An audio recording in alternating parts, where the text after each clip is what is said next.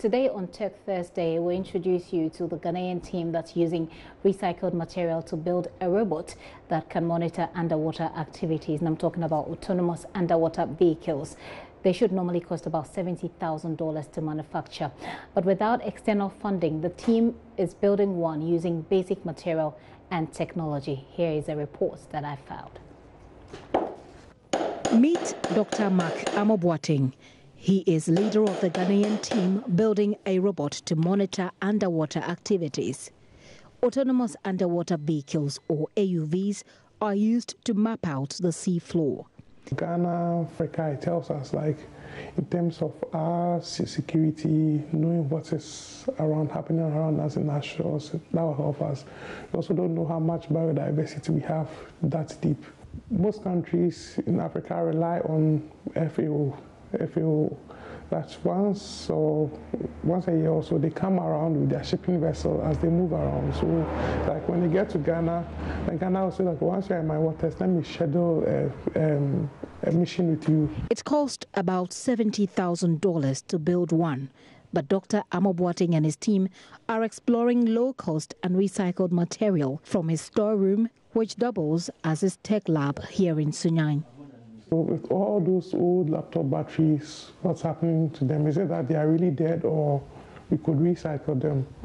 Okay, so we decided to say, let's get a few of these laptop batteries, take them out and see what's up. If we went for all these batteries, we took them out, we just take it apart, and took the individual cells. Each one of these cells gives us an average of about 2.5 amp hours.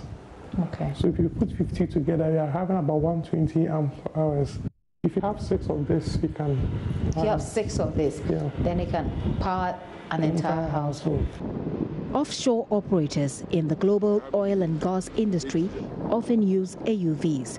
So Dr. Amoboateng and his team applied for financial assistance from the Ghana National Petroleum Corporation, GNPC. GNPC has yet to support the team, but their design has made it to the semi-finals of the Shell X Prize competition, a global solution-based contest. The requirement was that your system should be able to do about 16 hours of underwater, like mission. So it should be underwater for about 16 hours. Yeah, without any like, shouldn't be connected to any power. So all your power should be with your system. So it should be a system that contains power enough to keep it underwater for at least 16 hours. Yeah. They have just returned from Accra, where they submitted the device for testing by a team of tech expert judges from USA. They were impressed as we were trying to use things out of our local backyard to build our stuff. And they said we are putting too much power.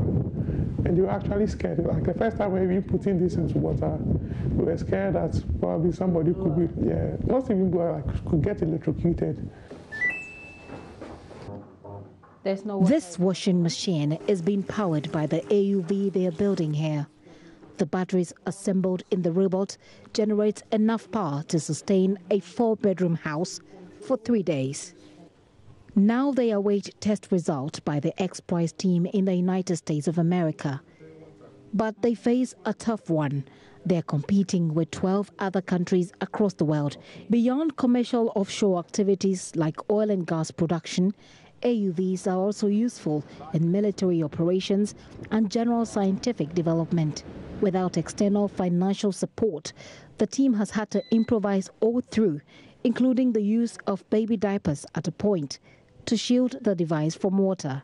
Even though the team seem more thrilled now to explore this power generation module to support rural hospitals in Ghana, they are not oblivious that a win in the X Prize competition means a validation of its low-cost module, $7 million for development of this tech solution, and a bragging right for both the University of Energy and Natural Resources and Ghana as a whole.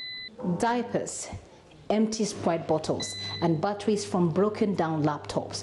With these, the young people here are hoping to build a high-tech underwater surveillance system. They are not there yet, but what is not in doubt is their ability to assemble these to produce a much-needed utility, power. What remains, though, is funding and a national support that will make their brains useful in solving national problems. Kifty Andopia, Joy News, Sunyani.